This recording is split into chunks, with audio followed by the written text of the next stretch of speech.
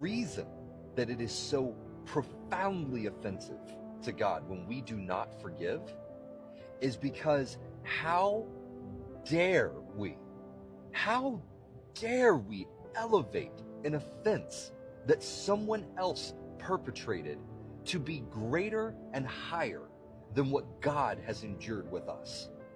God has endured the entirety of human history, the blaspheming, the murders, just all of the awful things that humanity has done and perpetrated in the earth.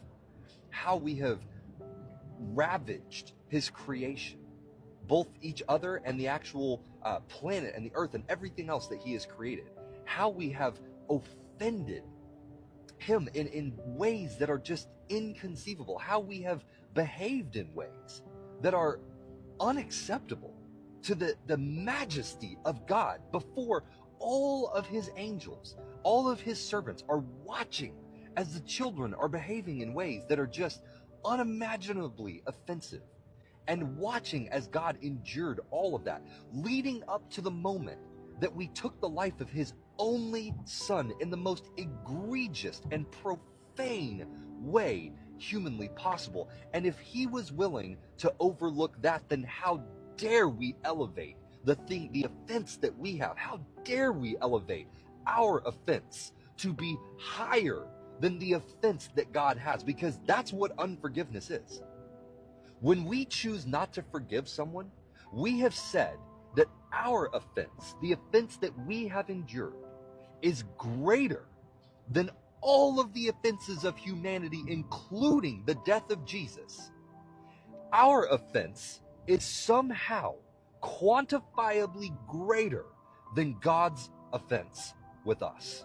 It is to suggest that we have more of a right to be offended than God does. Do you understand how arrogant that is? That's to suggest that we are somehow of greater importance than God himself, that our offense is greater than his offense, that we have more right to be offended with our brother, with the person that perpetrated something against us, than God has with the very people that slayed his only son. That's why unforgiveness is so offensive to God. How dare we hold somebody else in contempt when God has overlooked so much of our own sins? How dare we suggest that someone else should be held accountable and we be let off the hook? And here's the thing.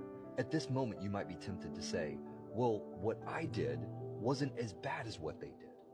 The thing that they did to me was 1,000 times worse than anything that I've ever done in my life. But here's the thing. You cannot receive Jesus covering for your sins without also accepting the guilt for his death. Because the only way that you can receive his grace, the only way that you can benefit from his sacrifice, is by also accepting that you were part of that sacrifice. And without his sacrifice, none of your sins can be forgiven. And the wages of sin is death. If you are still under your sin, no matter what you did, how small it was, if you stole a pack of bubble gum, you have fallen short of the glory of God. You have violated his covenant. You have violated his law, and violation of the law is separation from God eternally. And so no matter how small your sin was, there is no covering for it, if not the sacrifice of Jesus Christ. And for you to benefit from the sacrifice of Jesus means that you also have to accept having a hand in what caused the need for that sacrifice. The gift cannot be received without the sacrifice. And you cannot participate in the gift without equally participating in the sacrifice. Which means that for you to receive the gift of salvation, you have to be equally guilty as the very Romans who struck the nails into Jesus' hands and feet and thrust the spear into his side. Because if you don't participate in the sacrifice, you cannot participate in the gift.